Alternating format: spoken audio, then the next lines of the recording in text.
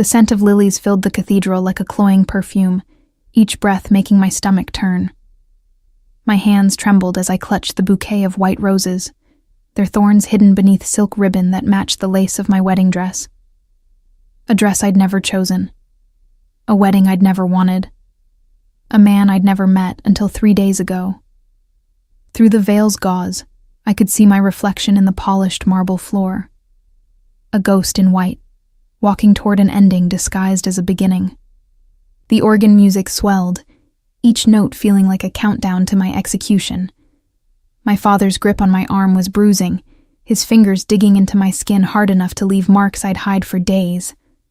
"Walk," he hissed, his breath reeking of whiskey and desperation. The same whiskey that had led him to lose everything at the poker tables. The same addiction that had turned his daughter into currency. A debt to be paid to the most dangerous man in New York. I forced my feet to move, one white satin heel in front of the other. Each step echoed in the cavernous space, announcing my surrender to hundreds of watching eyes. The aisle stretched before me like a tunnel with no exit, lined with pews packed with men in expensive suits and women dripping in diamonds. This wasn't a celebration. It was a coronation of sorts. Sebastian Russo claiming his prize. At the end of that endless aisle stood my future. Sebastian Russo, perfectly still, watching me approach with those cold gray eyes that revealed nothing. He was devastatingly handsome. I'd give him that much. Tall, perhaps 6'3", with broad shoulders that filled out his custom black tuxedo perfectly. His dark hair was swept back from a face that looked like it had been carved by an angry god. All sharp angles and brutal beauty, strong jaw shadowed with stubble, straight nose that had probably been broken more than once. Lips pressed into a thin line that suggested he found this entire ceremony as distasteful as I did. But it was his eyes that truly terrified me. Storm gray and utterly emotionless, they watched me approach like a predator assessing prey. Not with lust or even mild interest, just cold calculation. I was a business transaction, nothing more. My father released my arm when we reached the altar, practically shoving me toward Sebastian. I stumbled slightly in my heels, and Sebastian's hand shot out, catching my elbow with surprising speed. His touch was firm, impersonal, steadying me the way one might right a falling vase. When I dared to look up at his face, searching for any hint of the man beneath the monster, I found nothing. No warmth, no reassurance. Just that same cold assessment. The priest began speaking in Latin, words I didn't understand, rituals that felt ancient and binding. I went through the motions in a daze, repeating vows that felt like chains wrapping around my throat, promising to love, honor, and obey a man who looked at me like I was a piece of furniture he'd recently acquired. When it came time for the rings, Sebastian took my trembling hand in his much larger one. His skin was warm, calloused in ways that suggested violence rather than honest labor. He slid a ring onto my finger, a massive emerald surrounded by diamonds that caught the cathedral's light and scattered it like green fire. The band was platinum, heavy, engraved with something in Italian I couldn't read. "I now pronounce you husband and wife," the priest intoned, his voice echoing off vaulted ceilings. "You may kiss your bride." Sebastian's hands framed my face with surprising gentleness, his thumbs brushing my cheekbones in a gesture that might have been tender, if not for the complete absence of emotion in his eyes. He lifted my veil slowly, deliberately, giving the photographers time to capture the moment. Then he leaned down and kissed me. It was brief, controlled. His lips pressed against mine with the clinical precision of a man checking off a box on a contract. There was no passion, no promise, no hint that this kiss meant anything beyond the fulfillment of a ceremony. When he pulled back, I felt more alone than I had before he'd touched me. The cathedral erupted in applause, but the sound felt distant, underwater. I was drowning in the reality of what I'd just done. Mrs. Sebastian Russo. The name felt foreign, like a costume that didn't fit, like someone else's identity I'd been forced to wear. Sebastian tucked my hand into the crook of his arm, his grip firm but not painful, and led me back down the aisle. Cameras flashed, people smiled, and I felt myself disappearing with each step, becoming less Sienna Caldwell and more Mrs. Russo, a title, a possession, a thing rather than a person.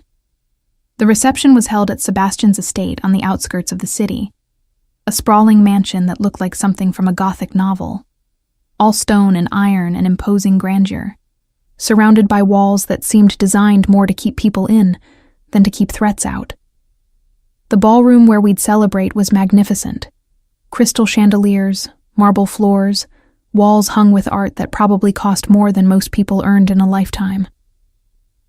I sat beside Sebastian at the head table, a fixed smile plastered on my face, accepting congratulations from an endless parade of strangers.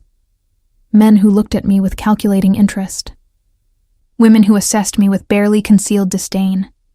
Everyone trying to figure out my worth, my purpose, my place in Sebastian's world. Sebastian barely acknowledged me.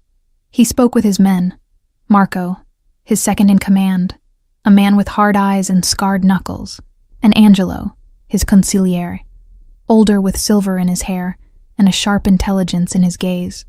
They conversed in rapid Italian that I couldn't follow, discussing things I wasn't meant to understand.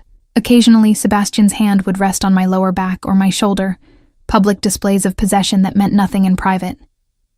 I picked at the elaborate meal, course after course of food I couldn't taste, wine I didn't dare drink. My throat was too tight, my stomach too knotted with anxiety and grief for the life I'd just lost. "You should eat," Sebastian said quietly, the first words he'd spoken directly to me since the ceremony. "You're too thin." It wasn't concern. It was criticism, an observation that his new acquisition needed maintenance. I set down my fork, unable to force another bite past my lips. The dancing began as the sun set, painting the sky in shades of crimson and gold outside the floor-to-ceiling windows. Sebastian stood, offering me his hand with the same cold courtesy he'd shown all day. "We have an audience," he said. "We dance." I placed my hand in his, and he led me onto the marble floor. A waltz began, something classical I didn't recognize. Sebastian's hand settled at my waist, pulling me closer than was strictly proper, his other hand engulfing mine. We moved together with mechanical precision, his body leading, mine following in a dance we'd never practiced, but somehow executed flawlessly.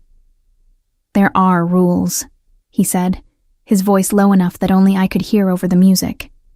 His breath was warm against my ear, his cologne, bergamot and cedar, filling my senses. "You'll learn them quickly if you're smart." "What kind of rules?" I managed to ask, my voice barely above a whisper.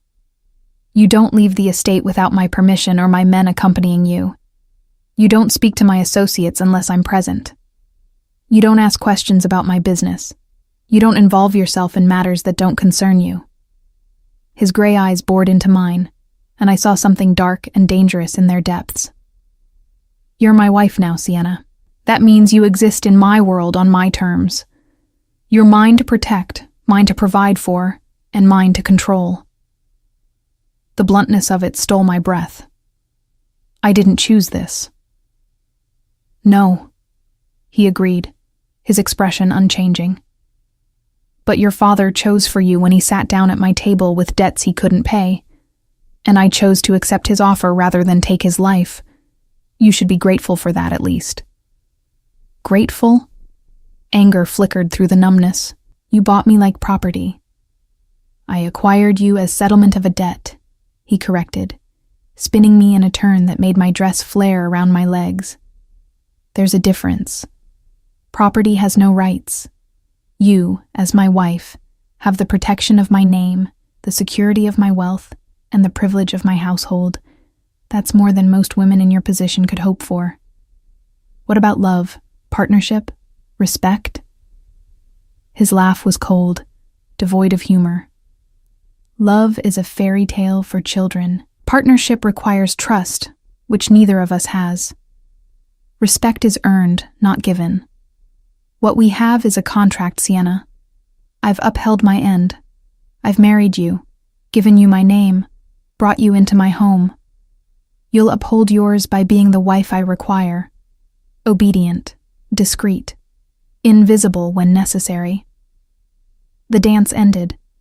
He released me immediately, stepping back as though I'd burned him.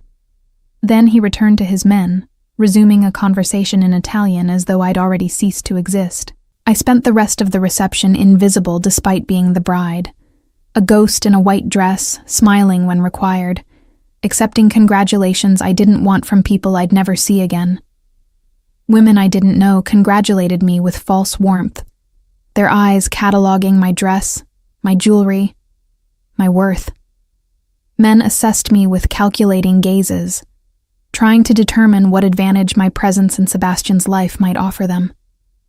Through it all, Sebastian ignored me completely, absorbed in conversations I wasn't privy to, making decisions about things I'd never understand. I was an accessory, a trophy displayed but not valued. It was nearly midnight when he finally approached me again. His jacket discarded somewhere, his tie loosened, the top button of his shirt undone. He looked slightly disheveled in a way that made him even more dangerously attractive. "It's time to leave," he said, not asking if I was ready, simply informing me of the decision he'd made. I followed him to a black SUV waiting in the circular drive, its windows tinted so dark I couldn't see inside. Marco drove. Another man I didn't recognize, younger, with a scar across his cheek, sat in the passenger seat. Both armed, I noticed, catching glimpses of shoulder holsters beneath their suit jackets. Sebastian sat beside me in the back, immediately pulling out his phone and scrolling through messages that were apparently more interesting than his new bride. The leather seat was soft, the interior smelling of expensive materials, and that same cologne Sebastian wore. I pressed myself against the door, trying to maintain distance in the confined space. The estate we arrived at was different from the one where we'd held the reception. Larger, more isolated, surrounded by high stone walls topped with what looked like cameras and sensors. Guards patrolled the perimeter, their presence a reminder that Sebastian's world was one of constant threat and necessary protection. Home. The word felt wrong. Prison felt more accurate. "Marco will show you to your room," Sebastian said, as we entered through massive front doors into a foyer that screamed wealth and power. Marble floors, a chandelier that probably cost 6 figures, original artwork on the walls. "Don't wait up. Your room, not our room." The message was clear. This marriage might be legal, but it would be one in name only. Marco led me through endless hallways, up a sweeping staircase, down another corridor to a bedroom that was beautiful in its impersonal luxury. Like an expensive hotel room, cream and gold decor, a massive 4-poster bed with linens that probably had a thread count I couldn't imagine, windows that overlooked darkened gardens. My belongings, the few things I'd been allowed to bring from my father's house, were already unpacked and put away by invisible hands. My clothes hung in a walk-in closet beside evening gowns I'd never chosen, shoes I'd never picked, jewelry I'd never wanted. "If you need anything, there's a phone by the bed," Marco said, his voice gruff but not unkind. He seemed uncomfortable with this role, escorting a reluctant bride to her lonely room. "Mrs. Caruso, the housekeeper, will be available in the morning. She'll explain the household routines." Then I was alone. I stood in the center of that beautiful room, still wearing my wedding dress, and finally allowed myself to feel the full weight of what had happened. I'd been sold. Married off to settle my father's debts to a man who looked at me with less warmth than one might show a piece of furniture. I sank onto the edge of the bed, my legs finally giving out, and let the tears come, silent sobs that I muffled with my hand, terrified that someone might hear, that showing weakness might make things worse. My mascara ran in black streams down my face, ruining the professional makeup job that had made me look like I belonged in Sebastian's world. I cried for the life I'd lost, my dreams of finishing college, of becoming a teacher, of maybe someday finding someone who loved me. I cried for my mother, dead 3 years now, who would have fought to prevent this. I cried for myself, 23 years old and trapped in a marriage to a monster who'd made it clear I meant nothing to him. Eventually, exhaustion won. I must have fallen asleep because I woke to gray morning light filtering through curtains I didn't remember closing.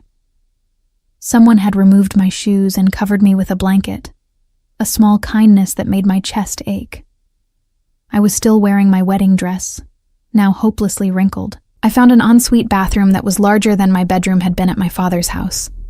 All marble and gold fixtures, a shower with multiple heads, a tub deep enough to swim in.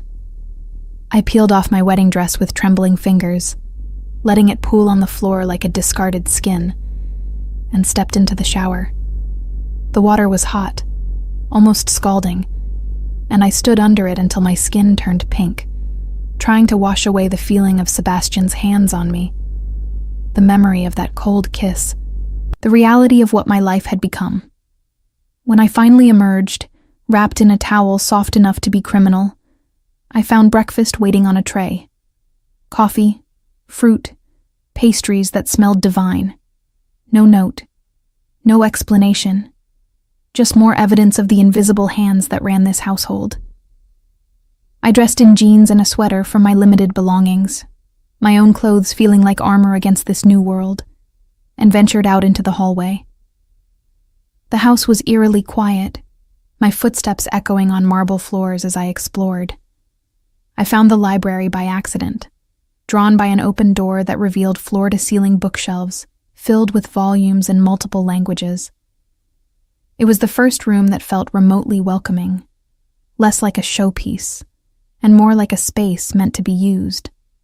I pulled out a book at random, Jane Eyre, appropriately enough, and settled into a leather armchair by the window. The gardens outside were beautiful in the morning light, precisely manicured, dotted with statuary and fountains. That's where Mrs. Caruso found me an hour later. She was perhaps 60, with kind eyes that crinkled at the corners, silver-streaked dark hair pulled into a neat bun, and a warmth that seemed out of place in Sebastian's cold world. "Mrs. Russo," she said, her Italian accent making my new name sound almost musical. "I'm so glad to see you're settling in. I'm Elena Caruso. I manage the household. Please, call me Sienna," I said, desperate for some connection to my old self. She smiled gently. "If you prefer. Mr. Russo asked me to show you around the estate once you'd rested. Help you get oriented." Mr. Russo? He had a name here, a presence, rules and routines that governed this world I'd been thrust into. Mrs. Caruso gave me a thorough tour, her commentary mixing practical information with gentle observations. The formal dining room where Sebastian occasionally entertained business associates. The informal kitchen where I was welcome to take my meals. Mr. Russo rarely eats here, so you'll likely have it to yourself. The gym with equipment I didn't know how to use. The pool, the gardens, the library I'd already discovered. "And Mr. Russo's wing is off limits," she said as we passed a hallway I hadn't explored, her tone apologetic but firm. "He values his privacy quite highly." The message was clear. I had my space. He had his, and never the two shall meet. Days blurred into weeks after that. I existed in a strange limbo, living in luxury, but utterly alone. Sebastian was a ghost in his own house. I'd catch glimpses of him occasionally, through windows as he met with his men in the garden, their conversations animated and serious, or passing in the hallway late at night, both of us pretending not to see each other. Once, I heard his voice from behind the closed door of his office, speaking in rapid Italian that sounded angry. But he never spoke to me, never acknowledged my existence beyond the absolute minimum required. I was a wife in name only, a ghost haunting the edges of his life. I spent my days reading in the library, losing myself in stories where women had agency and men weren't monsters. Or walking the gardens with Mrs. Caruso, who seemed to understand my loneliness without me having to voice it.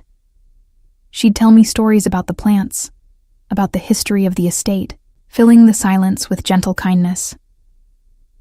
Mr. Russo bought this property 5 years ago, she explained one afternoon as we strolled past rose bushes, heavy with late-season blooms. It had been abandoned for years, falling apart. He restored it completely, every detail personally supervised. Why? I asked. Why put so much effort into a house he barely seems to live in? Mrs. Caruso's expression was knowing. Because he understands the value of a fortress, Kara. Of having a place that's truly secure. Mr. Russo's life. It requires certain precautions. I thought about the armed guards, the security cameras, the walls. You mean because he's a criminal? She didn't flinch at my bluntness. I mean because he has enemies. Whether you approve of his business or not, he protects those under his roof absolutely. You're safer here than you'd be anywhere else in this city. Safe. The word felt hollow. Yes, I was physically protected. But emotionally? Mentally? I was dying a little more each day, my sense of self eroding with every hour of being ignored, of being nothing. It was exactly 1 month after our wedding. I knew because Mrs. Caruso had mentioned it that morning with careful cheer, when everything changed. I was in the library again. It had become my sanctuary, curled in my favorite chair by the window with a book I wasn't really reading. The afternoon sun slanted through the glass, warm on my face. Outside, I could see Sebastian in the garden with Marco and Angelo, their postures tense, clearly discussing something serious. Then I heard voices from the hallway. Sebastian and Marco, speaking in English for once, their conversation carrying through the partially open library door. The Marchetti situation is escalating, Marco was saying, his voice tight with concern. Victor's making moves we can't ignore anymore. He's been asking questions about your marriage, about the girl. Let him ask, Sebastian replied, his voice cold and controlled. He's testing boundaries, trying to find weaknesses. When he crosses the line, we'll respond appropriately. And Mrs. Russo? Marco asked. Should we increase security around her? Victor's men have been spotted near the perimeter 3 times this week. If he's gathering intelligence... Why? Sebastian interrupted, and I heard something dangerous in his tone. She's nothing. A debt paid, a transaction completed. Victor can watch her all he wants. She holds no value. She means nothing to me. The words hit me like a physical blow. I sat frozen in my chair, the book slipping from my numb fingers and hitting the floor with a soft thud that sounded deafening in my ears. She means nothing to me. I'd known, of course. Known from the moment he'd kissed me at the altar with all the warmth of a business transaction. Known from every ignored day, every silent meal, every night I slept alone in my beautiful prison while he remained in his private wing. But hearing him say it out loud, with such casual dismissal, broke something inside me that I hadn't realized was still whole. Some small, foolish part of me that had hoped, stupidly, desperately, that maybe eventually he'd see me as more than an obligation, that maybe someday I'd matter. I waited until their footsteps faded down the hallway before allowing myself to move, to breathe, to feel the full weight of my reality crushing down on me like a physical thing. I was nothing, would always be nothing to him. A wife in name only, living in a golden cage built by a man who couldn't even pretend to care. The realization settled over me like a shroud, suffocating and final. This was my life now. Forever. The days following that overheard conversation felt different somehow. As though hearing Sebastian's dismissal spoken aloud had crystallized something inside me, turning my vague unhappiness into something sharper, more defined. I was angry, I realized. Furious, actually, beneath the layers of resignation and grief. I'd been sold like property, yes, But I'd also been trying, in my own way, to make this work. To be the quiet, obedient wife Sebastian's rules demanded. And for what? To be nothing. To mean nothing. To exist in this beautiful prison completely alone. The anger felt good, better than the numbness I'd been drowning in. It gave me energy, purpose. I stopped eating in my room, started taking meals in the kitchen where Mrs. Caruso could see my rebellion in the form of barely touched plates. I stopped bothering to dress nicely, wearing the same jeans and sweater combination until Mrs. Caruso gently suggested laundry. "Are you all right, Kara?" she asked one morning, her eyes concerned as she watched me push eggs around my plate. "You seem troubled." "I'm fine," I lied. "Just adjusting. It's been over a month. If you're still adjusting, perhaps you need to try a different approach." I looked up at her, catching something knowing in her expression. "What do you mean?" She sat down across from me, which she'd never done before, some invisible line of employer-employee that she was crossing deliberately. "Mr. Russo is not an easy man to understand," she said carefully. "He has his ways, his reasons. But he's not cruel, Sienna. Not to those under his protection. Being ignored isn't cruel." "Is that what's happening?" She tilted her head. "Or is he giving you space to settle in? Time to adjust to this world before he demands more of you?" "He said I mean nothing to him," I admitted, the words bitter. "I overheard him telling Marco that I'm just a debt paid. A transaction. How is that not cruel?" Mrs. Caruso's expression softened with understanding, and something else. Pity, maybe. "Men like Mr. Russo don't show their hearts easily, Kara. They can't afford to. Every feeling is a weakness in their world. Every attachment a vulnerability their enemies can exploit. So he'll just pretend I don't exist forever. That's not a marriage. It's not even a life." "Then perhaps," she said gently, "you need to make yourself impossible to ignore."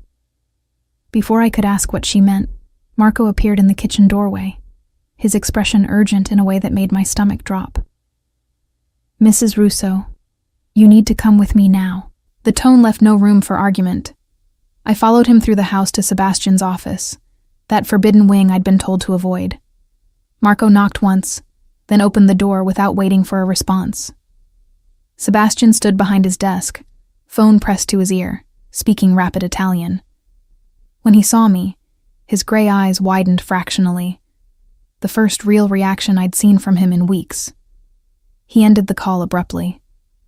"Sit," he commanded, gesturing to a leather chair facing his desk. I sat, my heart pounding. Marco positioned himself by the door, his hand resting on something beneath his jacket. A gun, I realized. He was armed. "What's going on?" I asked, trying to keep the tremor from my voice. Sebastian rounded the desk, leaning against it, arms crossed. Up close, I could see tension in the set of his shoulders, a muscle ticking in his jaw. Whatever had happened, it had shaken even his legendary control. "Victor Marchetti's men were spotted on the estate grounds last night," he said without preamble. "They'd disabled 2 of our perimeter cameras and breached the outer wall before our patrol found them." Ice flooded my veins. Were they coming for me? "We don't know. They retreated when discovered. But Marco intercepted communications that suggest Victor has been planning something involving you for weeks. Your daily routines, your walks with Mrs. Caruso, your preferences, everything. Why would he care about me? You said yourself I'm nothing, that I hold no value." "I know what I said." Sebastian's voice went hard. "I said it because I needed everyone to believe it. Needed Victor to believe it. But he's not as stupid as I'd hoped." "I don't understand." He pushed off the desk, pacing to the window with barely controlled energy. I'd never seen him this agitated, this visibly affected. It was frightening and oddly humanizing at the same time. Men like Victor Marchetti don't just want territory or money, he said, staring out at the grounds where armed men now patrolled in pairs. They want power, dominance.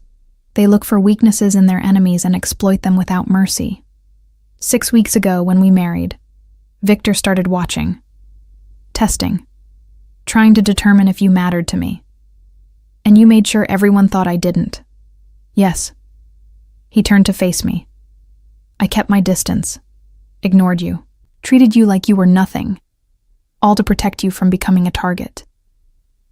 Well, it didn't work, I said bitterly. He's watching anyway, planning anyway, so you made me miserable for nothing.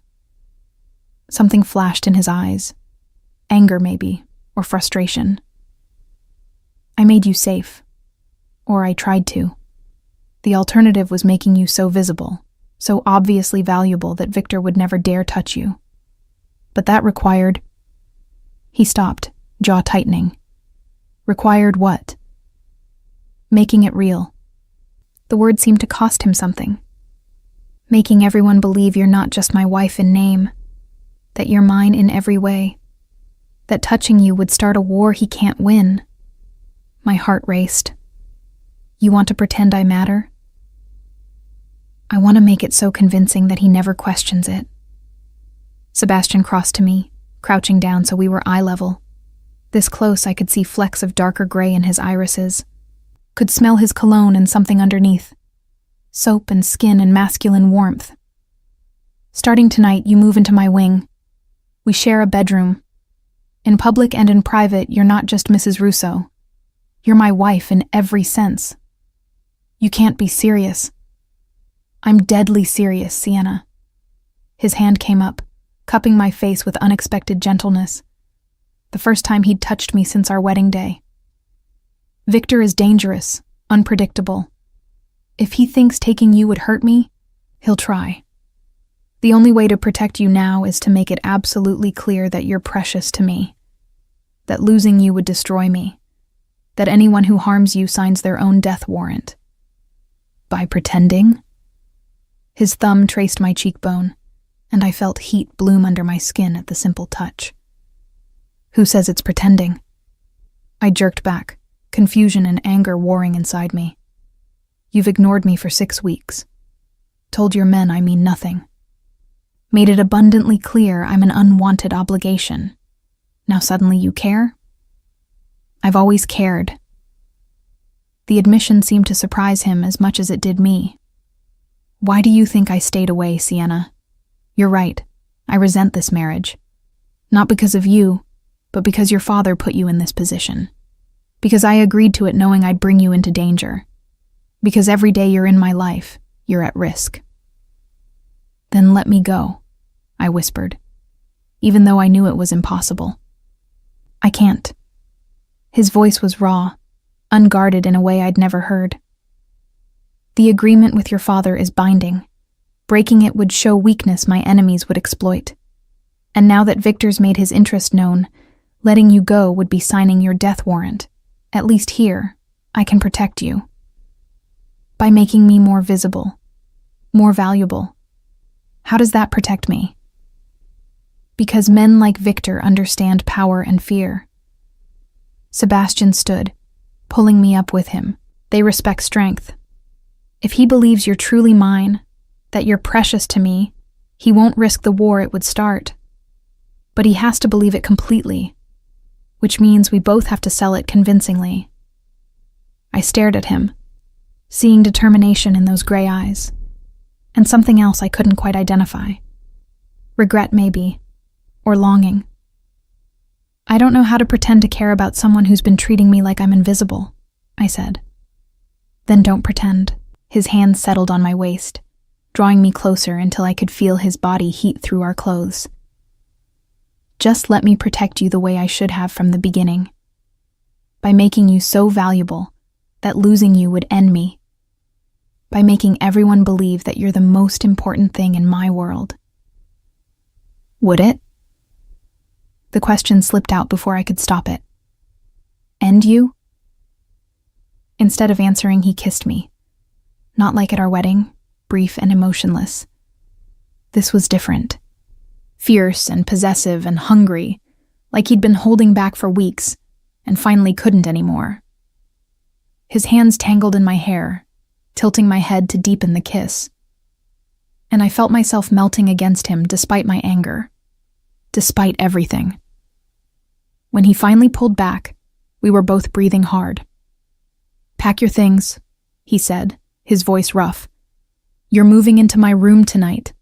Tomorrow, we start showing the world what Mrs. Sebastian Russo really means to me." That night, I stood in Sebastian's bedroom, our bedroom now, with a suitcase I'd hastily packed.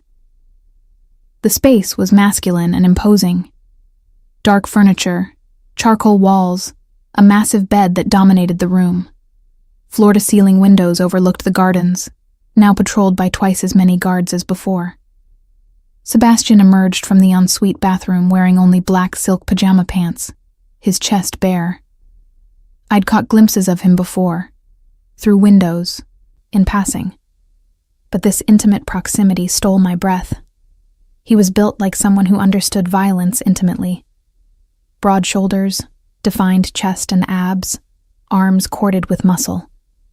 A scar ran along his ribs that looked like it had come from a knife. Another crossed his left shoulder, evidence of a life lived dangerously. "You can have the bathroom," he said, seemingly unaffected by my presence or his own half-naked state. "I'll take the left side of the bed. You take the right. We're actually sharing a bed." "That's generally what married couples do, Sienna." There was a hint of amusement in his voice. "Don't worry. I'll keep my hands to myself unless we have an audience who needs convincing." The casual way he said it, like touching me would be a chore performed for strategic benefit, stung more than it should have. I retreated to the bathroom, changed into simple cotton pajamas that suddenly felt inadequate, then emerged to find Sebastian already in bed, reading something on his tablet. I climbed into my side of the bed, hyper-aware of every movement, every breath. The mattress was soft, the sheets expensive, and Sebastian was right there, close enough to touch, his body heat radiating across the small space between us. "Good night, Sienna," he said, setting aside his tablet and turning off the lamp. "Good night," I whispered into the sudden darkness. I lay awake for what felt like hours, listening to his breathing eventually even out into sleep. This man who was my husband but a stranger. This man who'd ignored me for weeks and now claimed to be protecting me by making me invaluable. I didn't trust him. Couldn't afford to trust him. But as I finally drifted towards sleep, I found myself hoping, desperately, foolishly, that maybe some small part of what he'd said was true. That maybe I could matter to him. That maybe this marriage could become something more than a cold transaction.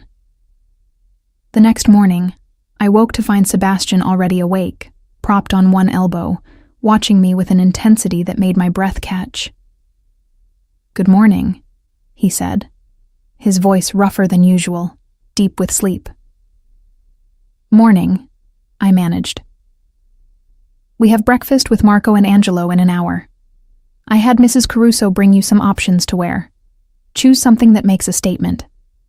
I found 3 dresses laid out in the closet, designer labels I recognized from magazines. I chose a deep blue sheath dress that hugged my curves while remaining elegant. When I emerged from the bathroom, Sebastian was waiting in a navy suit that emphasized his powerful build. His eyes traveled over me slowly, thoroughly, and I saw appreciation there. Hunger, even. "Perfect," he said, his voice low. Then he crossed to me and did something unexpected. He reached out and gently fixed a strand of my hair that had fallen across my face, his fingers lingering on my cheek. "Every man who sees you will want you today, Sienna. And I'm going to enjoy making sure they all know you're mine." "Am I?" I asked quietly. "Yours?" Instead of answering, he took my hand, lacing our fingers together, and led me downstairs to breakfast. Breakfast with Marco and Angelo was unlike anything I'd experienced in the 6 weeks I'd been living in Sebastian's house. The formal dining room felt different somehow. less like a museum piece, and more like a stage where something important was being performed. Sebastian pulled out my chair himself, his hand lingering on my shoulder as I sat. Then he took the seat beside me rather than at the head of the table, close enough that our arms brushed when he reached for his coffee. Every movement was deliberate, calculated to send a message. Marco and Angelo were already seated, their expressions carefully neutral as they watched this new dynamic unfold. I caught Marco's eyes flickering to where Sebastian's hand rested on my thigh beneath the table, possessive and unmistakable. "Gentlemen," Sebastian said, his voice carrying the authority I'd only heard him use with his men. "I trust you've both received the security update regarding Mrs. Russo." "We have," Marco confirmed, his gaze shifting between us. "Additional measures are being implemented as we speak. 8 more men on rotation, upgraded surveillance systems, and we've established a secure perimeter 3 blocks out from the estate." "Good." Sebastian's fingers tightened on my leg, and I had to suppress a shiver at the possessive gesture. "I want it known throughout the organization. Sienna is not just my wife in name. She is mine, under my absolute protection. Anyone who threatens her, watches her, or even speaks about her without respect, answers to me personally." The temperature in the room seemed to drop several degrees. I'd heard Sebastian sound cold before, but this was different. This was lethal promise wrapped in velvet words. "Understood, boss," Angelo said, his sharp eyes assessing me with new interest. "We'll make sure the message is crystal clear. No ambiguity." "There's already been ambiguity," Sebastian replied, his jaw tightening. "That's why we're in this situation. Victor Marchetti thought he could test me by targeting Sienna because I made the mistake of keeping her 2 separate. That ends now." He turned to me then, and I saw something fierce in his gray eyes. In front of his most trusted men, with no real audience to convince, he lifted my hand to his lips and pressed a kiss to my knuckles that felt far too real to be performance. "From this moment forward," he continued, his eyes never leaving mine, "everyone will see what Sienna means to me. There will be no doubt, no question.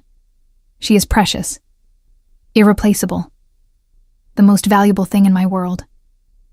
My breath caught. The words were for his men, I reminded myself. Strategy, protection. But the way he looked at me when he said them made my heart race with something dangerous and foolish. The rest of breakfast passed in discussion of business I was now apparently meant to hear. Territory disputes. Shipment schedules.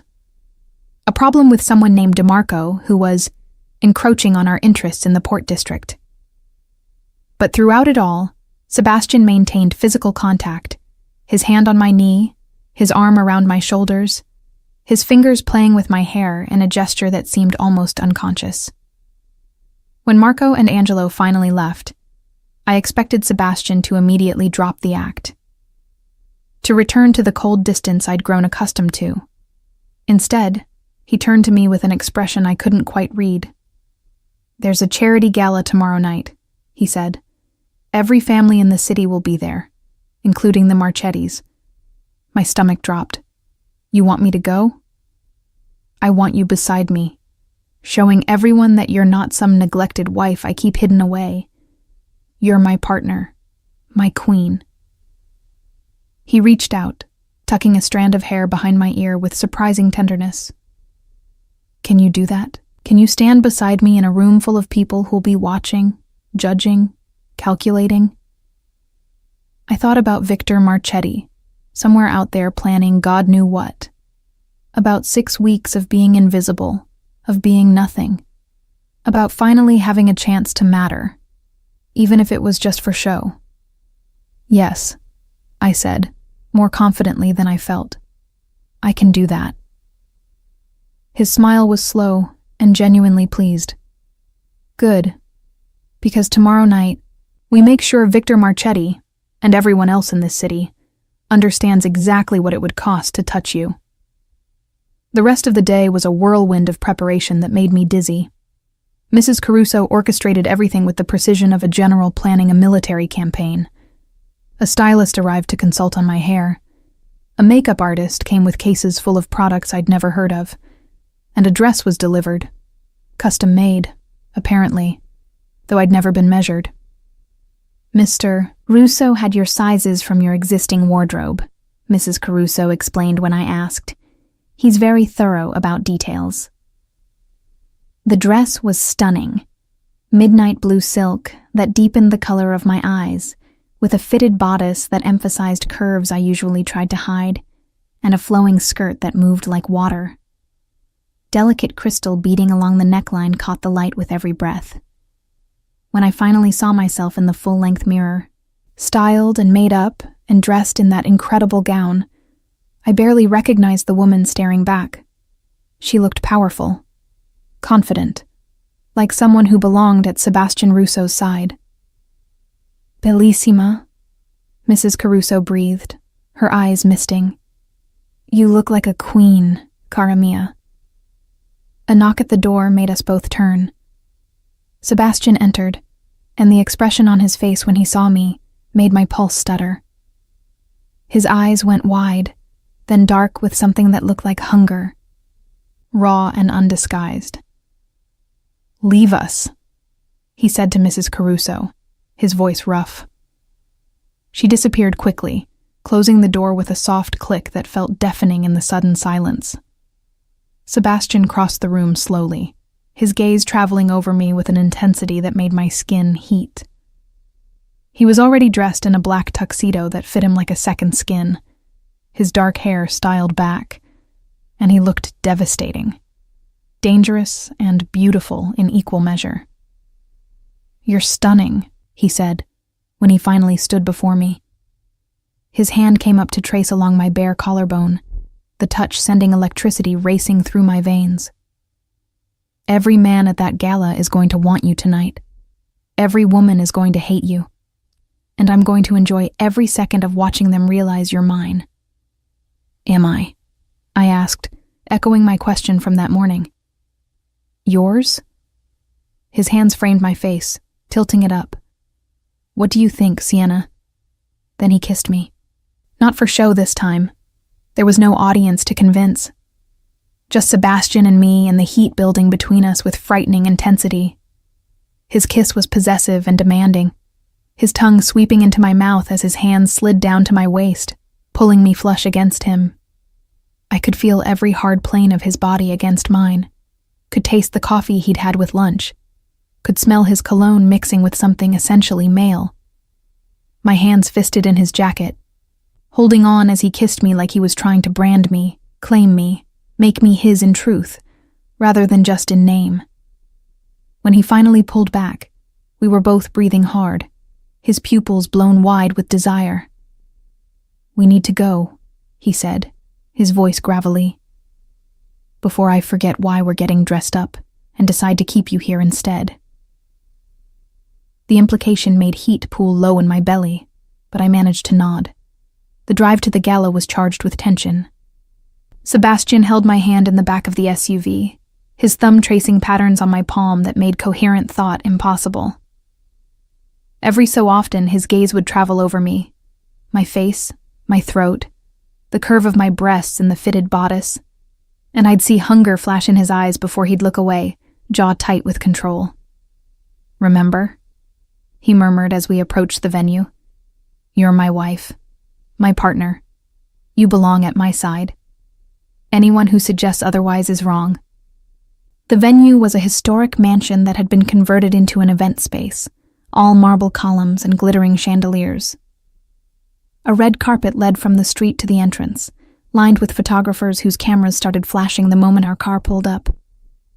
Sebastian emerged first, then turned to help me out with practiced gallantry. The moment I stood, his arm came around my waist, pulling me against his side in a gesture that was both protective and possessive. The cameras went wild. Mr. Russo, voices called out. Who's your companion? This is my wife, Sebastian said, his voice carrying clearly. Sienna Russo. More flashes, more questions I couldn't make out over the chaos, but Sebastian just smiled, that dangerous smile, and guided me up the steps and through the entrance. Inside, The ballroom was magnificent. Hundreds of people in designer gowns and expensive tuxedos mingled beneath crystal chandeliers, drinking champagne and engaging in the sophisticated warfare of high society. I recognized several faces from news reports: politicians, business moguls, people whose names carried weight, and criminals. So many criminals, all dressed up and playing at respectability. Sebastian's hand never left my body as we moved through the crowd. His palm at the small of my back, his fingers intertwined with mine, his arm around my shoulders. Each touch a claim, a declaration. Mine. People approached us constantly. Sebastian introduced me with obvious pride, watching with satisfaction as men's gazes lingered on me, and women's expressions tightened with jealousy. "Mrs. Russo," a silver-haired man said, his smile oily. "How delightful to finally meet you. Sebastian's been keeping you quite hidden." "Not anymore," Sebastian replied before I could speak, his voice carrying an edge. "Sienna prefers privacy, but she's agreed to step into the spotlight with me. I'm a lucky man." The way he said it, with genuine warmth in his voice, made something flutter in my chest. Was he acting? Or was some part of this real? We circulated for nearly an hour, Sebastian introducing me to an endless parade of powerful people. Politicians who smiled while making veiled threats. Businessmen who spoke in euphemisms about arrangements and understandings. Other family heads whose handshakes felt like sizing up potential enemies. And through it all, Sebastian kept me close, his touch constant and reassuring. "You're doing beautifully," he murmured during a rare moment alone. "Everyone here can see you're not just decoration. You're holding your own." "I'm terrified," I admitted. "I know." His hand cupped my face gently. "But you're brave anyway. That's what matters." Then his expression changed, going cold and hard. I followed his gaze to see a man approaching, perhaps Sebastian's age, with sharp features and predatory dark eyes that made my skin crawl. "Sebastian," the man said, his voice smooth. "How domestic you've become." "Victor." Sebastian's arm around me tightened protectively. "I wondered if you'd have the nerve to show your face tonight." "Victor Marchetti." The threat made flesh. He was handsome in a cruel way, dressed impeccably, and he moved with the confidence of someone who'd never truly feared consequences. His gaze traveled over me slowly, assessing, and I fought the urge to step behind Sebastian. "And this must be the mysterious Sienna," Victor continued, his smile not reaching his eyes. "I've heard so much about you. Sebastian's been quite protective of your privacy." "My wife values discretion," Sebastian said, his voice going dangerously soft. "As do I." Of course. Victor's eyes glittered with malice. Though I have to admit, I was surprised by the marriage. So sudden, so transactional. Your father's gambling debts, I believe, must have been quite substantial for you to be sold off like that. I felt Sebastian's entire body go rigid beside me, violence simmering just beneath his control. "Careful, Victor," he said quietly. "You're speaking about my wife. Am I wrong?"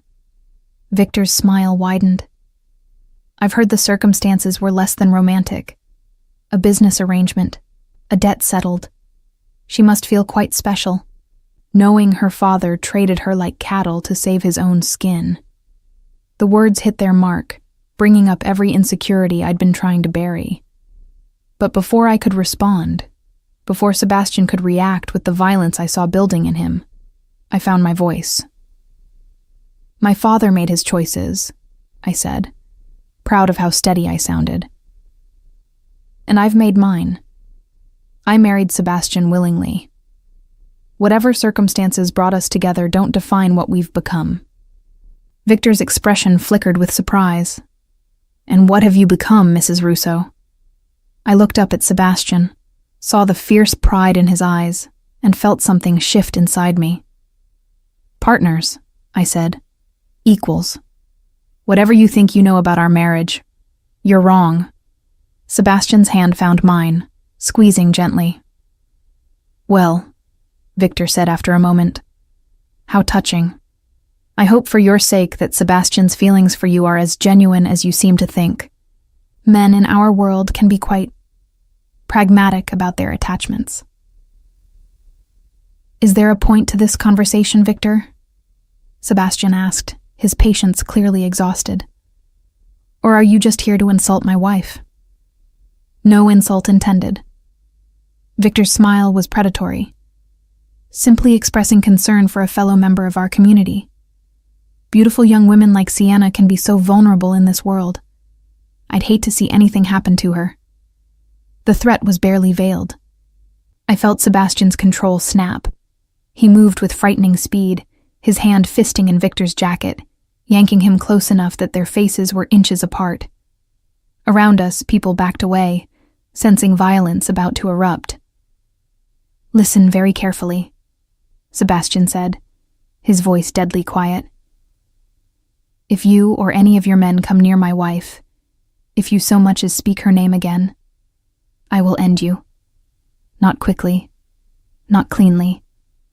I will make you beg for death long before I grant it. Do you understand?" Victor's eyes had gone wide, a flicker of genuine fear crossing his face. "You'd start a war over a woman?" "I'd burn this entire city to the ground for her," Sebastian replied. Then he released Victor with a shove that nearly sent him sprawling. "Stay away from what's mine." He turned to me, his expression softening instantly. "Let's dance." Still shaking from the confrontation, I let him lead me onto the dance floor. A waltz had begun, slow and romantic, and Sebastian pulled me into his arms with possessive tenderness. "I'm sorry you had to hear that," he said as we began to move. "Victor's a snake. He was trying to provoke me, to make me do something stupid. Did it work?" His smile was grim. "Almost, but threatening to kill him in the middle of a charity gala would have been counterproductive." We danced in silence for a moment, his body leading mine with unconscious grace. This close, I could feel his heart racing, could see the muscle ticking in his jaw as he fought for control. "Did you mean it?" I asked quietly. "What you said to Victor about burning the city down for me?" His gray eyes met mine, and I saw something raw and unguarded there. "Every word." "Why?" "6 weeks ago, you said I meant nothing." I lied. The admission seemed to cost him something. "I've been lying to everyone, including myself. The truth is, Sienna, you've mattered since the moment you walked down that aisle. I kept my distance because I thought it would keep you safe. But I was wrong. And now?"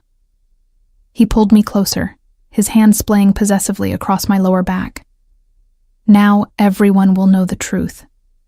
You're mine. And I protect what's mine with everything I have." "I don't understand you," I whispered, my head spinning. "You're so hot and cold. One minute you're ignoring me, the next you're threatening to start wars over me." "I know." His forehead dropped to rest against mine, an intimate gesture that made my breath catch. "I'm not good at this, Sienna. At feelings, at relationships. My world doesn't allow for weakness, and caring about you is the biggest weakness I've ever had." "Caring about me?" "Yes." He pulled back enough to look into my eyes. "I care about you, more than I should, more than is smart or safe. You're supposed to be nothing, and instead you've become everything." The music swelled around us, romantic and bittersweet. Other couples danced nearby, but I barely saw them. All I could see was Sebastian, this dangerous, complicated man, looking at me like I was precious. "I don't know if I can trust you," I admitted. "I know." His hand came up to cup my face. "But I'm going to spend every day proving that you can, starting now, starting tonight." What happens tonight?" His smile was slow and full of dark promise. "Tonight, we stop pretending this is just for show. Tonight, you become my wife in truth. If you'll have me." My heart hammered against my ribs. "Sebastian." "I want you, Sienna," he said, his voice rough with desire. "I've wanted you since that first day. But I won't push. I won't take. If this happens, it's because you choose it. Because you want me, too." I looked into those storm-gray eyes and saw truth there. Hunger and possessiveness. Yes, but also vulnerability. This powerful, dangerous man was offering himself to me, giving me the choice he'd never given me before. And God help me, I wanted him too. "Take me home," I whispered. His eyes darkened with heat and promise. "Yes." The ride back to the estate felt like it lasted both an eternity and mere seconds. Sebastian sat beside me in the back of the SUV, his hand possessively gripping my thigh, his thumb tracing maddening circles through the silk of my dress. The tension between us was suffocating, electric, the air thick with unspoken promises. Marco drove in focused silence, his eyes carefully avoiding the rearview mirror, while Luca sat rigid in the passenger seat. They knew. Of course they knew. The entire ballroom had known the moment Sebastian pulled me onto that dance floor and looked at me like I was the only thing that existed in his world. "Tell me to stop," Sebastian murmured, his lips brushing my ear, sending shivers cascading down my spine. "Tell me you've changed your mind, and we'll go back to separate rooms, separate lives. I'll wait as long as you need." I turned to look at him, seeing genuine uncertainty in those gray eyes that were usually so controlled. This powerful man who commanded an empire with ruthless efficiency was giving me the choice. The power. And somehow that made me want him more. "Don't stop," I whispered, my hand finding his jaw, feeling the slight rasp of stubble beneath my palm. "I don't want to go back to being nothing to you. I can't." His eyes darkened with heat and something else, relief maybe, or triumph. "You were never nothing, Sienna. Never. I was just too much of a coward to admit what you were becoming to me. And what's that? Everything." The word was a growl, possessive and absolute. His hand slid higher on my thigh, his fingers finding bare skin where my dress had ridden up, and I gasped at the contact. "You're everything I didn't know I needed. Everything I was trying not to want." The SUV finally pulled through the estate gates, and I'd never been more grateful for the privacy of high walls and armed guards. Marco brought the car to a stop at the front entrance, and Luca was out immediately, opening Sebastian's door with practiced efficiency.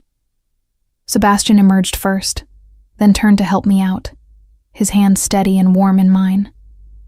But the moment my feet touched the ground, his control visibly frayed. He swept me into his arms, one arm beneath my knees, the other supporting my back, lifting me effortlessly despite my startled gasp. "Sebastian, I can walk." "I know," he interrupted, already striding toward the entrance. "But I've waited 6 weeks to carry my wife over the threshold properly. Let me have this." Something about the way he said it, rough with emotion and barely restrained desire, made my chest tight. This wasn't just about sex, I realized. This was about claiming, about making real what had only been legal before. He carried me through the marble foyer, past Mrs. Caruso, who smiled knowingly and discreetly disappeared down a hallway, up the sweeping staircase to his wing, our wing now. He didn't set me down until we were inside the bedroom with the door closed firmly behind us. The room was different than I remembered from the previous night. Someone, Mrs. Caruso undoubtedly, had lit candles that cast flickering shadows across the walls. The bed had been turned down, revealing dark silk sheets. Soft music played from hidden speakers, something classical and romantic that seemed designed for seduction. "I told her to prepare the room this morning," Sebastian admitted, setting me gently on my feet, but keeping his hands on my waist. Before I knew if you'd say yes, hoping you would. Presumptuous, I said, but there was no heat in it. Optimistic. His hands slid up my sides, his thumbs brushing the underside of my breast through the silk dress, making me shiver. I'm a man who goes after what he wants, Sienna. And I want you. Have wanted you since you walked down that aisle looking terrified and beautiful, and so fucking brave. I wasn't brave. I was trapped. You were magnificent. His hands found the zipper at my back, lowering it with agonizing slowness. You held your head high even though you were scared. You said vows you didn't mean to a man you didn't know. You survived 6 weeks of my cruelty. It wasn't cruel, I interrupted. It was lonely. It was cruel, he insisted, the dress sliding off my shoulders to pool at my feet, leaving me in nothing but delicate lace undergarments and heels. His gaze traveled over me with hungry appreciation, and I fought the urge to cover myself.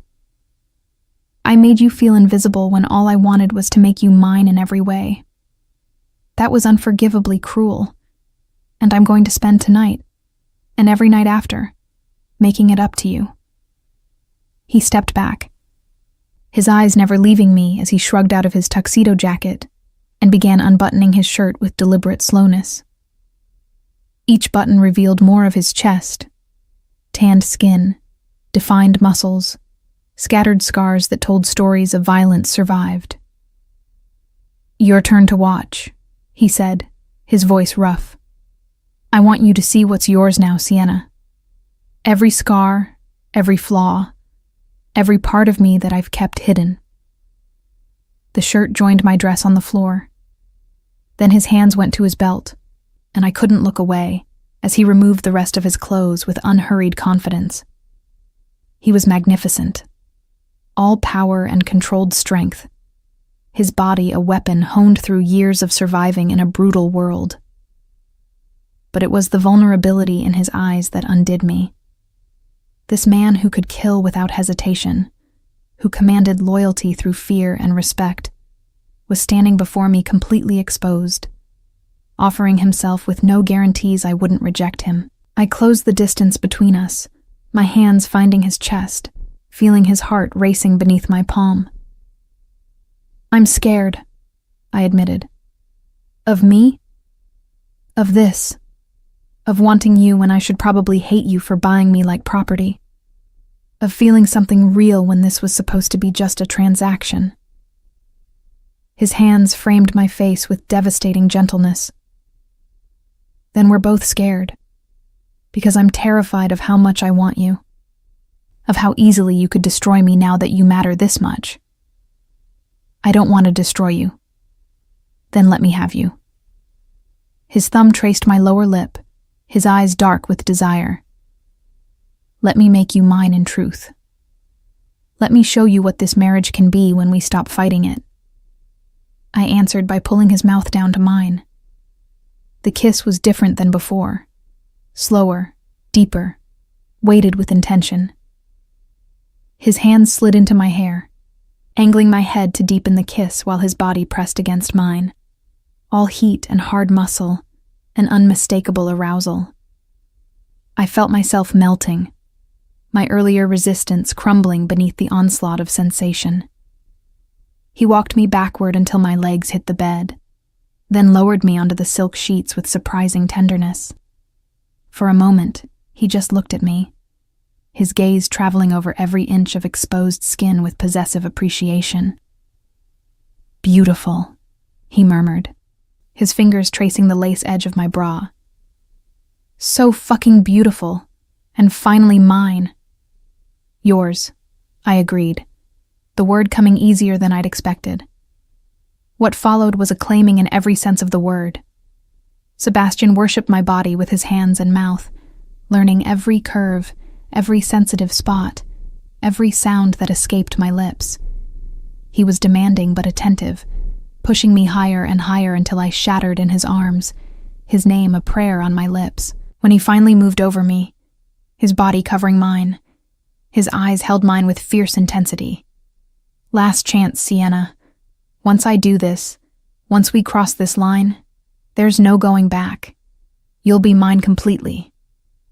I'm already yours, I whispered, wrapping my legs around his waist, pulling him closer. Make it real, Sebastian. Make me your wife in every way. He claimed me then with exquisite slowness, his forehead pressed against mine, his breath mingling with my gasps as our bodies joined for the first time. The sensation was overwhelming, fullness and connection and an intimacy that went beyond physical. I felt barriers crumbling inside me, walls I'd built around my heart tumbling down as he moved within me with controlled power. Mine, he growled against my throat, his pace increasing, driving deeper. Say it, Sienna. Say you're mine. Yours, I gasped, my nails digging into his shoulders as pleasure built impossibly higher. I'm yours, Sebastian. Only yours. He captured my mouth in a searing kiss as we both came apart, our bodies trembling together, sealed in the most primal way possible. For long moments after, we stayed joined, foreheads pressed together, hearts racing in sync. When he finally moved, it was only to gather me against his chest, tucking my head beneath his chin, his arms wrapped protectively around me. No regrets? He asked quietly, his voice rough with emotion. No regrets, I confirmed, pressing a kiss to his chest, feeling his heart still pounding. Should I have some? Most people would say we should have waited longer, built more trust, actually gotten to know each other before. He trailed off, his hand stroking down my spine. We can get to know each other now, I said, without walls between us. His arms tightened. I'd like that, getting to know my wife. The real Sienna, not the ghost I made you become. I lifted my head to look at him. Tell me something true. Something you've never told anyone. He was quiet for a long moment, his fingers playing with my hair. I was afraid of you from the beginning, he finally said. From the moment I saw you walking down that aisle, looking so brave despite your fear. I knew you had the power to undo me if I let you get too close. That's why I kept my distance. Not to protect you, to protect myself. The admission made my chest ache. And now? Now I've decided the risk is worth it. His hand cupped my face, tilting it up so he could see my eyes. You're worth it, Sienna. Worth the vulnerability, worth the danger, worth everything. I kissed him again, slower this time, sweeter. Your turn. Ask me something. Are you happy? The question was almost hesitant, as though he was afraid of my answer. Right now, in this moment, are you happy? I considered the question honestly. 6 weeks ago, I'd been miserable, invisible, lonely, grieving the life I'd lost. Tonight, in Sebastian's arms, claimed and cherished and finally seen, I felt something I hadn't expected to feel again. Yes, I said, surprised by the truth of it. I'm happy. His smile was beautiful and rare, transforming his face from dangerous to simply gorgeous. Good. Because I plan to keep you this happy for the rest of our lives. We made love again, slower this time, learning each other's bodies with thorough attention. And then once more in the early hours of morning, Sebastian waking me with kisses that quickly turned heated, our joining urgent and desperate and perfect. When I finally woke to daylight streaming through the windows, I found Sebastian already awake, propped on one elbow, watching me with an expression so tender it made my breath catch. Good morning, wife, he said, his voice rough with sleep and satisfaction. Good morning, husband, I replied, testing out the word. It felt different now, real, like it actually meant something. He leaned down to kiss me, slow and deep and claiming, I've cleared my schedule for today. Thought we'd stay in bed, get to know each other better. All day. All day. His hand slid beneath the sheets, finding my bare skin, making me gasp. We have 6 weeks to make up for. I plan to be very thorough. I should have protested. Should have reminded him that he had an empire to run, enemies to watch, business that couldn't wait. But the way he touched me scattered all rational thought, and I found myself nodding instead.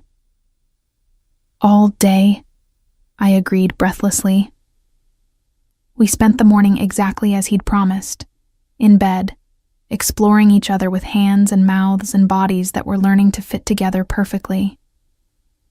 Between bouts of lovemaking, we talked. Real conversations about our pasts, our fears, our hopes. I told him about my mother's death, about how my father had changed after losing her, drowning his grief in alcohol and gambling until there was nothing left. About my abandoned dream of becoming a teacher, of making a difference in children's lives. He told me about growing up in his world, the violence he'd witnessed as a child, the brutality he'd been taught was strength, the moment he'd taken over from his father and tried to build something different. Not legitimate, perhaps, but more controlled, more strategic. I'm not a good man, Sienna, he said, his fingers tracing patterns on my bare shoulder as we lay tangled together. I've done things that would horrify you, hurt people, killed people, built my power on blood and fear. I know, I said quietly. I'm not naive about what you are. Does it bother you, knowing what I'm capable of? I thought about it honestly. It should. It probably says something terrible about me that it doesn't. But I can separate what you do from who you are with me. You've been gentle, patient, protective. You gave me choice when you could have just taken. That matters more to me than your business. You make it sound almost noble. His laugh was bitter. It's not. My business destroys lives, Sienna, ruins families. The money that pays for this house, for your comfort, for everything. It comes from things that keep me awake some nights. Then why do it? Because it's the world I was born into, the empire I inherited. Walking away would show weakness, would start wars that would kill innocent people caught in the crossfire. So I control it. I make it as clean as I can. I try to minimize the damage while maintaining the power that keeps us safe. He looked at me, searching my face.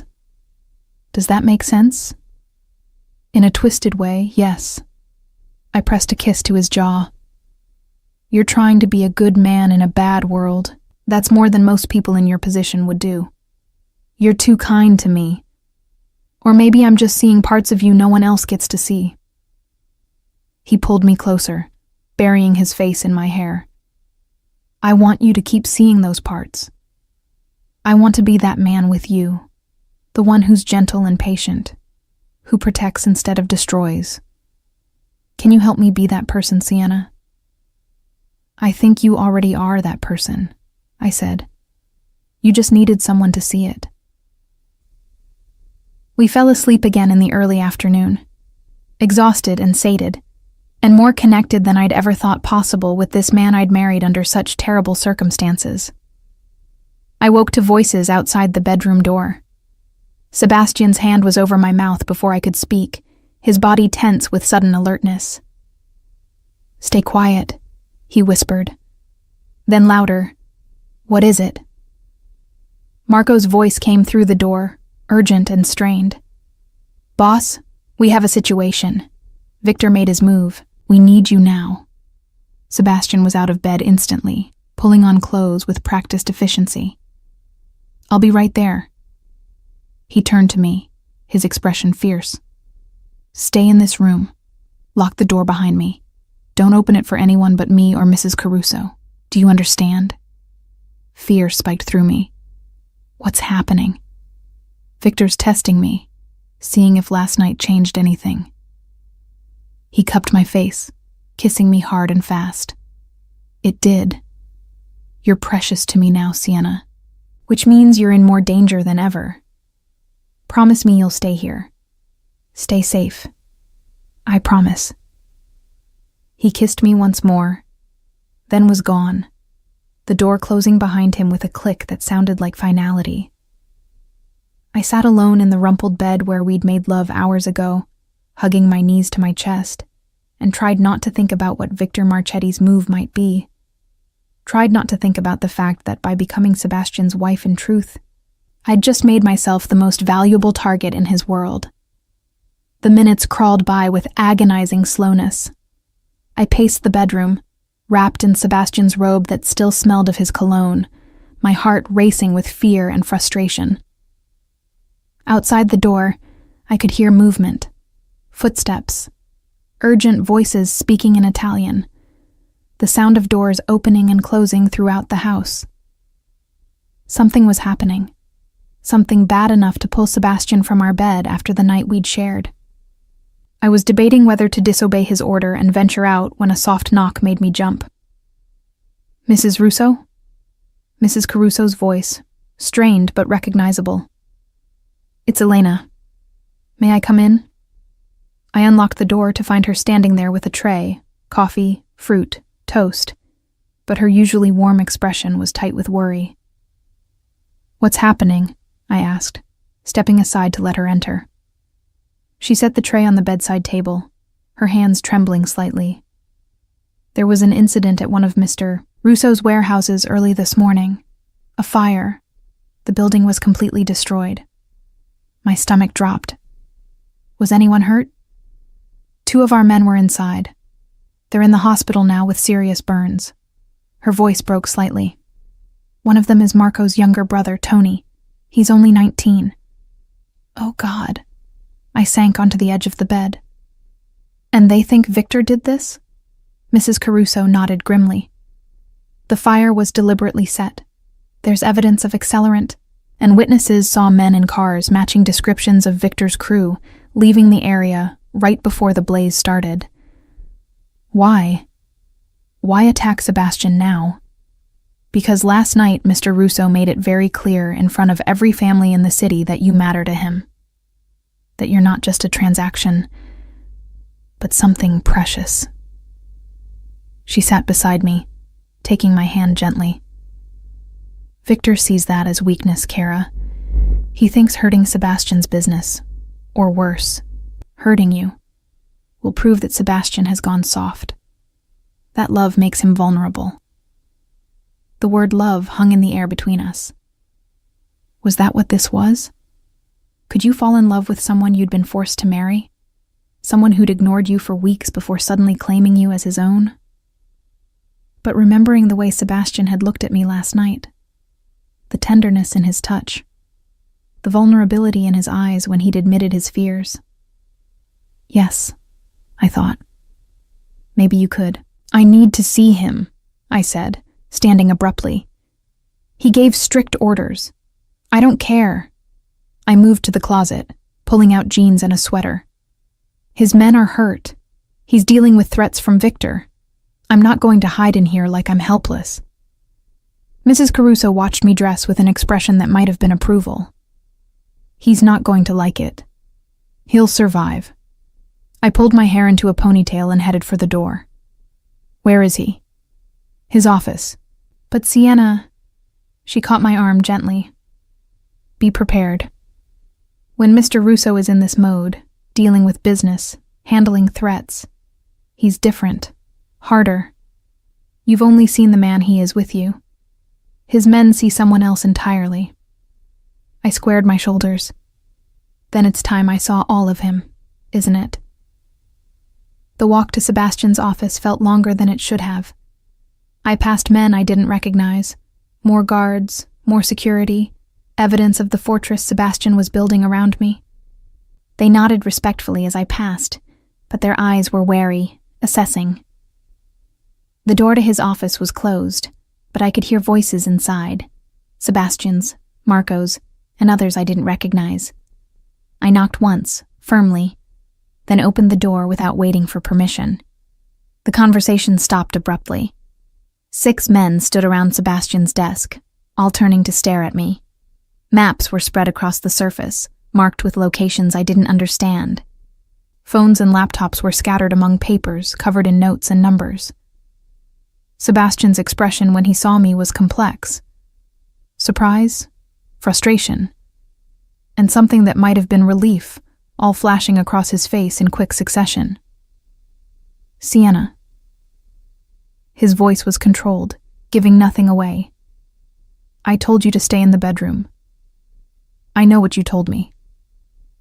I stepped inside, closing the door behind me. I also know that 2 of your men are in the hospital because Victor Marchetti is using me as an excuse to attack you. So I'm not going to hide while you deal with the consequences of making me matter to you. One of the men I didn't recognize let out a low whistle, quickly silenced by a look from Marco. Sebastian studied me for a long moment, his jaw tight. Then, surprisingly, the corner of his mouth lifted slightly. Gentlemen, give us a moment. The men filed out, Marco giving me an approving nod as he passed. When the door closed behind them, Sebastian came around the desk, his expression unreadable. You disobeyed a direct order. Yes. I lifted my chin. Are you going to punish me for it? His hands framed my face, and I saw the tension in him, the control barely holding. I should. I gave that order to keep you safe. I'm safe here. This is your fortress, your stronghold. And I'm tired of being protected like I'm made of glass. I'm your wife, Sebastian. That means I stand with you, not hide from your world. Something shifted in his eyes. Respect, maybe, or acceptance. My world is dangerous, Sienna. What happened last night at the gala put a target on your back. Victor now knows exactly how to hurt me. Through you. Then we deal with it together. I covered his hands with mine.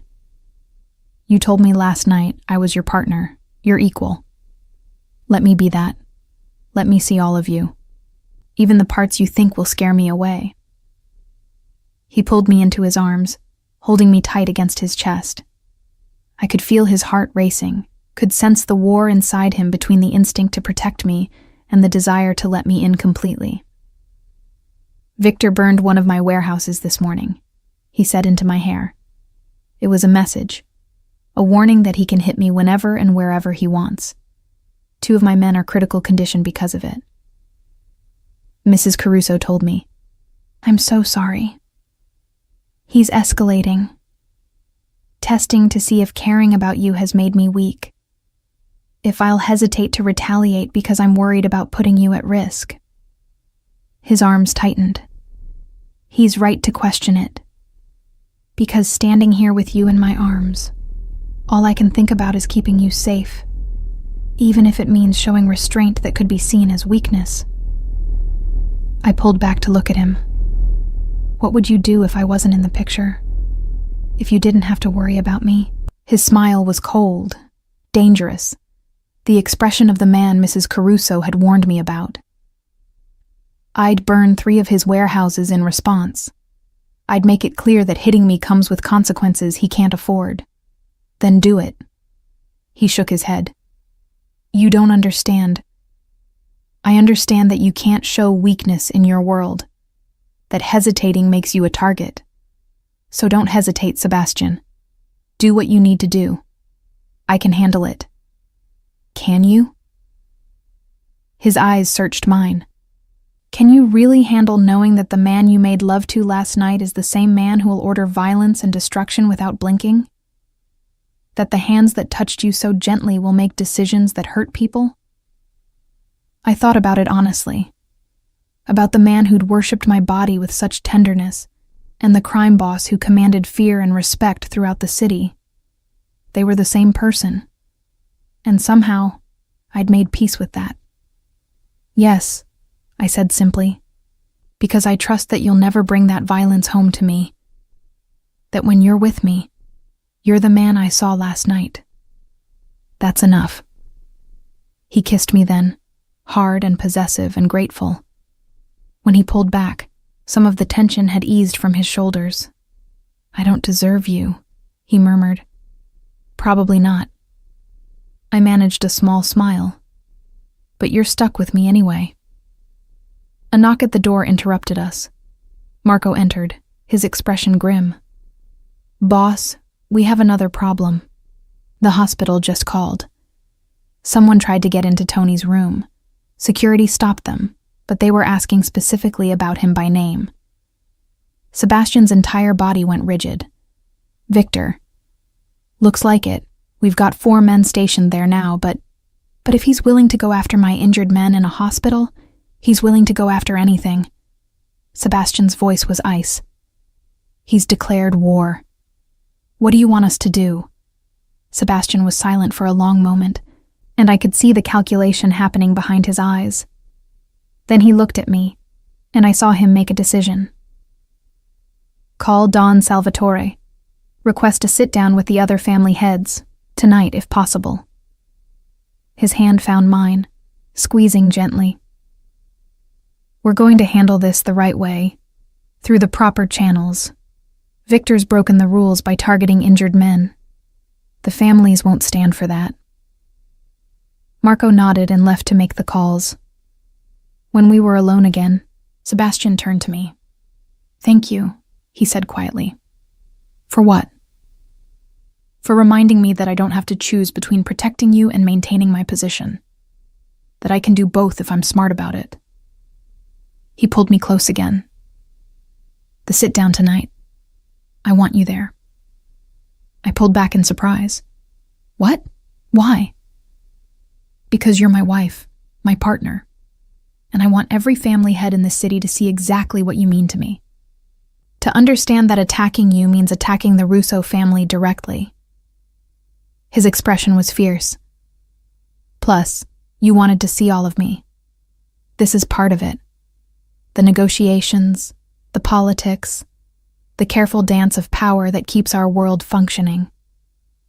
Will I be safe there? Absolutely. These sit-downs are sacred. Neutral ground where violence is forbidden. You'll be safer there than almost anywhere else." He tucked a strand of hair behind my ear. "But it won't be comfortable. You'll hear things, see things that might change how you see me." "I can handle it," I said, with more confidence than I felt. His smile was slight but genuine. "I believe you can." The rest of the day passed in preparation. Mrs. Caruso brought me another dress, this one deep burgundy, elegant but understated. "For a sit-down, you want to look powerful but not flashy," she explained, respected but not threatening. As she helped me dress and style my hair into a sleek chignon, I found myself growing nervous. This would be my introduction to Sebastian's world beyond just being his wife. I'd be meeting the other crime families, watching negotiations happen, seeing the machinery of power that kept this brutal world functioning. "You'll do fine, Cara," Mrs. Caruso assured me, adding simple diamond earrings. "Just stay close to Mr. Russo, let him lead, and remember that you belong there. You're not just his wife. You're a Russo now. That name carries weight." By the time I was ready, Sebastian was waiting in the foyer, dressed in a dark suit that made him look even more dangerous than usual. His eyes traveled over me with approval and something hotter. "Beautiful," he said, offering his arm. "Ready, as I'll ever be." The venue for the sit-down was a private club in the heart of the city, the kind of place that didn't advertise, where membership was invitation only and discretion was absolute. We arrived to find several other cars already there, expensive vehicles with tinted windows and drivers who watched our approach with professional wariness. Inside, the decor was old-world elegance, dark wood paneling, leather furniture, oil paintings of Italian landscapes. A large round table had been set up in the main room, with chairs positioned precisely around it. Already seated were men I recognized from the gala, and others I didn't. The power brokers of the city's underworld. And across the table, looking smug and dangerous, was Victor Marchetti. Sebastian's hand tightened on mine as he led me to our seats. I could feel the attention of every man in the room, assessing me, calculating what my presence meant. Don Salvatore, the white-haired man who'd intervened at the gala, sat at the head of the table. He nodded to Sebastian with respect, his eyes kind when they touched on me. "Thank you all for coming on such short notice," he began, his voice carrying authority despite his age. "We have serious matters to discuss. Sebastian, you called this meeting. The floor is yours." Sebastian stood, and I felt the power shift in the room. When he spoke, his voice carried the weight of generations of authority. "Victor Marchetti has broken our laws," he said simply. "He attacked one of my warehouses, injuring 2 of my men, 1 critically. Then he attempted to reach those injured men in the hospital where they were vulnerable and under medical care. These actions violate every code we live by." Murmurs around the table. Victor's expression remained smug, but I saw a flicker of uncertainty in his eyes. "Furthermore," Sebastian continued, his hand finding my shoulder in a possessive gesture, "his actions were motivated not by legitimate business disputes, but by a personal vendetta against my wife. He's used my marriage, a sacred institution, as an excuse to violate our agreements and endanger innocent men." "Your wife?" Victor sneered. "A woman you bought to settle a debt? Please, don't pretend this is about sacred anything. You married her because you had to, and now you're trying to use her to make yourself seem more human, more sympathetic." Sebastian's hand tightened on my shoulder, but his voice remained controlled. "My reasons for marrying Sienna are irrelevant to this discussion. What matters is that you've used her as justification for breaking our laws, and that ends now." Don Salvatore looked at Victor expectantly. "Do you deny Sebastian's accusations?" Victor shrugged. "I deny nothing. His warehouse burned. Accidents happen. As for the hospital, I had legitimate business inquiring about the welfare of injured men. If Sebastian wants to interpret that as a threat, that's his paranoia speaking." "Legitimate business?" Marco stood, his voice hard with anger. "That was my brother in that hospital bed. Your men asked for him by name, tried to get into his room despite being told he wasn't receiving visitors. Don't insult our intelligence by calling that legitimate concern." The table erupted in conversation, different families taking sides. I sat quietly beside Sebastian, watching the dynamics play out, seeing the careful dance of alliances and obligations that governed this world. Then Victor made his mistake. Perhaps if Sebastian spent less time playing house with his purchased bride, and more time actually running his organization, he'd be able to protect his assets better. His eyes found mine, cold and calculating. Though I have to admit, she's lovely. I can see why you've gotten distracted. Makes me wonder what she'd be worth to someone willing to pay more than a gambling debt. The room went silent. Absolutely silent. Sebastian moved so fast I barely saw it. One moment he was seated beside me.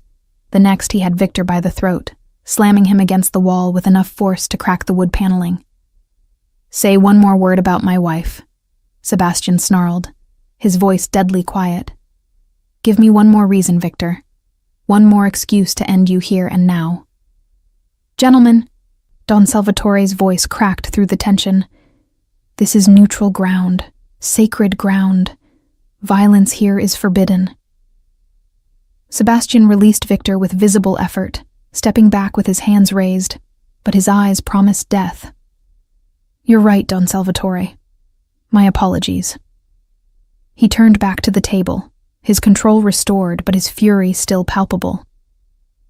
"I propose a formal ruling. Victor Marchetti violated our codes by attacking injured men and threatening my wife. The punishment should fit the crime." Don Salvatore nodded slowly. "The families will vote.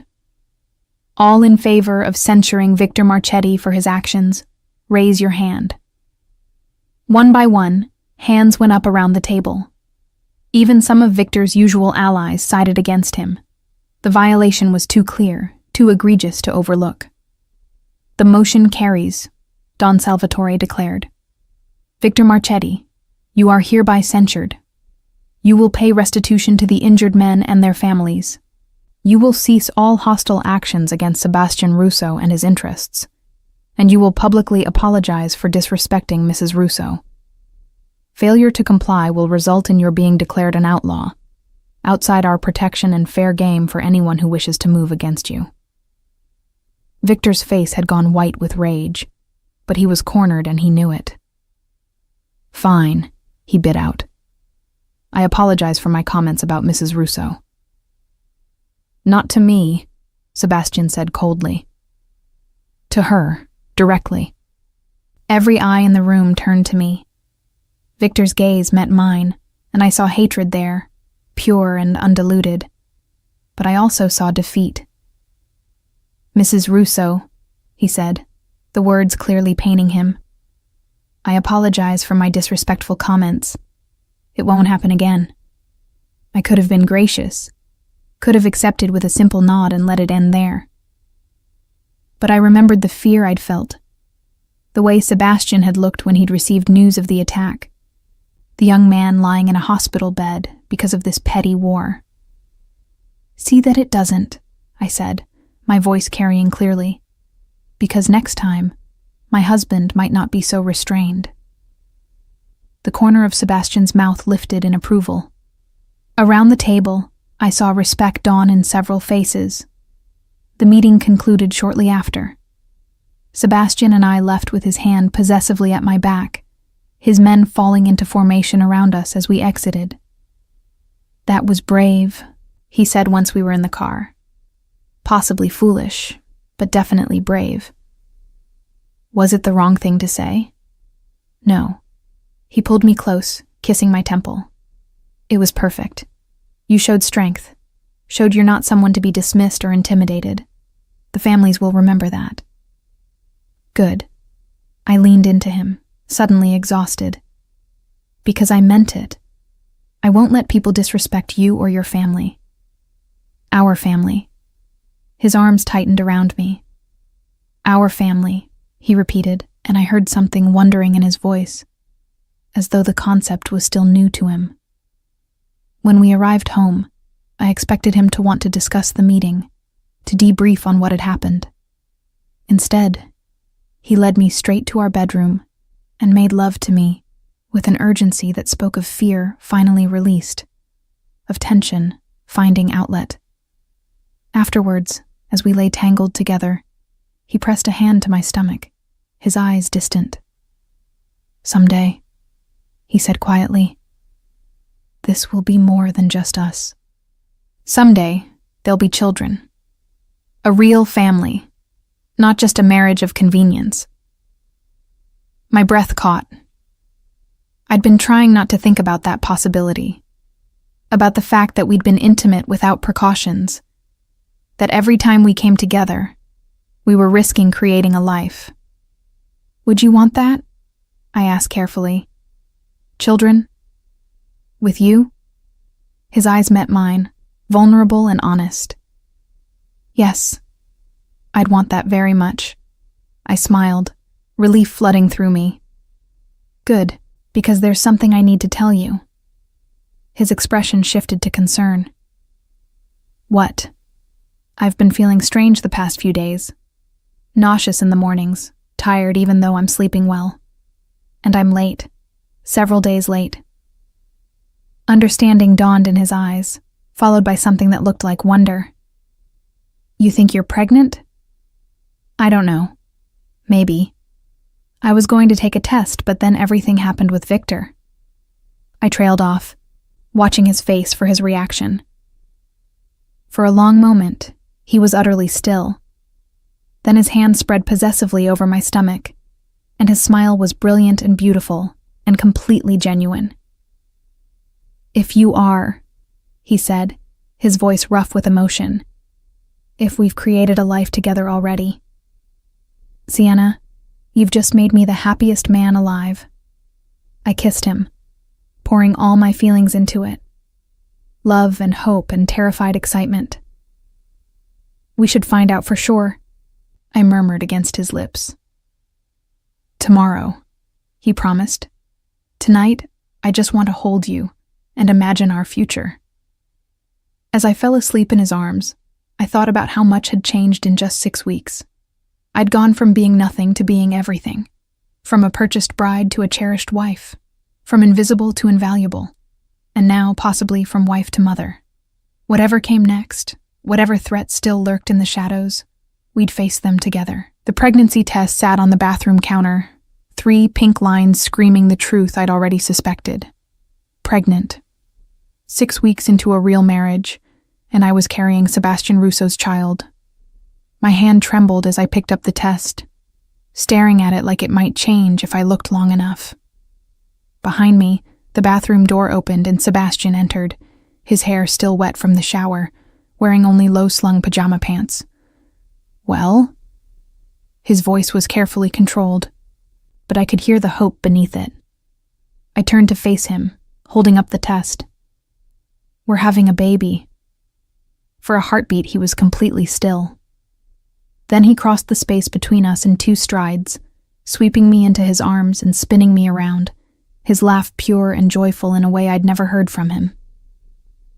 "We're having a baby," he repeated, setting me down gently, reverently, his hands immediately going to my still flat stomach. "You're carrying my child, our child. Are you happy?" I asked, needing to hear him say it. "Happy?" He cupped my face, and I saw tears in his eyes. Actual tears from this man who'd built an empire on being unbreakable. "Sienna, I've never been happier in my entire life. You've given me everything. A real marriage, a partnership, and now a family. An actual family." He kissed me then, tender and reverent, his hands cradling my face like I was something infinitely precious.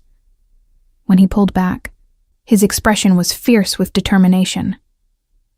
"Nothing will touch you now," he promised. "Nothing will threaten you or our child. I'll burn this entire world down before I let anything happen to either of you." I believed him. God help me, I believed every word. The next few weeks passed in a strange kind of bliss.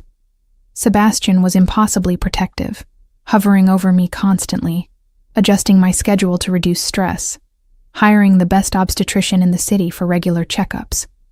He attended every appointment, his hand gripping mine as we watched the tiny, flickering heartbeat on the ultrasound screen. "Strong," the doctor said approvingly. "Good heart rate. Everything looks perfect for 8 weeks." Sebastian stared at the screen with wonder, his thumb tracing circles on my palm. "That's our son," he murmured. "Or daughter," I reminded him. "Son," he insisted with a small smile. "I can feel it. He's going to be strong like his mother. Brave. Beautiful. Beautiful boys," I teased. "Beautiful like you." He kissed my temple. "I hope he has your eyes, your smile, your strength." The tenderness in his voice made my chest ache with love. This man who'd seemed so cold and untouchable 2 months ago was now planning our child's future with open vulnerability. But beneath the happiness, tension was building. Victor might have been censured by the families, forced to back off, but that didn't mean the threats had disappeared. Sebastian's men reported increased surveillance, unusual movement from other families who might be testing for weakness. "They're waiting to see if becoming a father makes you soft," Marco explained one evening as he briefed Sebastian in the office while I sat curled in a leather chair, supposedly reading but actually listening intently. "Let them wait," Sebastian replied. "I'm not soft. I'm focused. There's a difference." "Is there?" Marco's tone was careful. "Because you've turned down 3 opportunities to expand our territory in the past month. You've avoided confrontation when normally you'd push back. They're talking, boss. Saying the wife and baby have changed you." "They have," Sebastian said simply. "I have more to protect now. That doesn't make me weak. It makes me more dangerous. Because now I have everything to lose." I looked up to find him watching me, his gray eyes intense with feeling. The love there was unmistakable, undeniable. It also made him vulnerable. 3 days later, everything went to hell. I was in the library, reading one of the pregnancy books Sebastian had insisted on buying, when I heard shouting from somewhere in the house. Urgent voices, running footsteps, a crash that made the windows rattle. I stood, my hand instinctively going to my stomach, now slightly rounded at 12 weeks. The shouting grew louder, closer, then gunshots, sharp cracks that echoed through the house. Terror locked my muscles. The baby. I had to protect the baby. I ran for the door, intending to find somewhere safe to hide when it burst open. Angelo stood there, his face pale, blood splattered across his shirt. "Mrs. Russo, you need to come now. It's Sebastian." My heart stopped. What happened? Ambush in his office. Someone got past our security. He's been shot. The world tilted. Shot. Sebastian had been shot. I followed Angelo at a run, my hand pressed to my stomach, praying silently that my baby was okay, that I wasn't losing everything I'd just found. Sebastian's office was chaos. Marco was on the phone barking orders. 2 other men I didn't know were tending to Sebastian, who lay on the floor behind his desk, his shirt soaked with blood. "Sebastian!" I dropped to my knees beside him, my hands finding his face. His eyes were open, focused on me, but his breathing was labored. "Sienna." His hand found mine, gripping weakly. "The baby. You need to get somewhere safe." "I'm not leaving you." Tears streamed down my face. "Who did this? How did someone get in?" "Inside job," he rasped. "Someone we trusted. They knew the security codes, the shift changes. He coughed, blood flecking his lips. "Don't talk. Save your strength." I looked up at Marco desperately. "Where's the ambulance?" 5 minutes out. His expression was grim. "He's lost a lot of blood, Mrs. Russo. But he's strong. He'll make it." "He better," I said fiercely, turning back to Sebastian. "You hear that? You're going to make it. You're going to meet our son. You promised." His smile was weak but genuine. "Son, told you." Save the "I told you so's" for when you're not bleeding on your office floor. The ambulance arrived, paramedics rushing in with a stretcher and equipment. They worked with efficient speed, stabilizing Sebastian enough to transport. I tried to climb in the ambulance with him, but Marco stopped me. "They need space to work on him. I'll drive you. We'll be right behind them." I watched the ambulance pull away, sirens wailing, carrying the man I loved toward an uncertain fate. Then I turned to Marco, and something in me shifted. The fear transformed into cold, calculating fury. "Who did this?" I asked, my voice deadly calm. Marco looked surprised by my tone. "We don't know yet, but we'll find out." "It was Angelo," I said with sudden certainty. "What?" "No. Angelo's been with us for 15 years. He's loyal. He was the one who came to get me. He knew exactly where I was, knew I'd be alone in the library. He was covered in blood, but had no visible injuries." I met Marco's eyes steadily. "And he called Sebastian by his first name when he told me what happened. Your men always call him Boss or Mr. Russo. Always. But Angelo used his name, like he'd forgotten to maintain the pretense." Marco's expression shifted to understanding, then cold rage. "Figlio di puttana. He's been working with Victor all along." "Where is he now?" "Probably trying to disappear before we figure it out." Marco pulled out his phone. "But he won't get far. We have eyes everywhere." "Good." I stood, brushing off my jeans with hands that had stopped shaking. "Find him. Bring him to me. I want to look him in the eyes when he tells me why he betrayed my husband." Marco stared at me with something like awe. "Mrs. Russo." My husband is fighting for his life because someone he trusted put a bullet in him. Someone who endangered not just Sebastian, but our unborn child. My voice was ice. Find Angelo. Now. The drive to the hospital was the longest of my life. Every red light felt like torture. Every minute that passed was another minute Sebastian could be slipping away. By the time we arrived, he was already in surgery. A doctor with kind eyes and exhausted features met us in the waiting room. Mrs. Russo, I'm Dr. Chen. Your husband is in surgery now. The bullet entered his abdomen, missed major organs but caused significant internal bleeding. We're doing everything we can. But he'll live. I needed to hear it. Needed the certainty. He's strong and he got here quickly. Those are in his favor. But the next few hours are critical. Hours.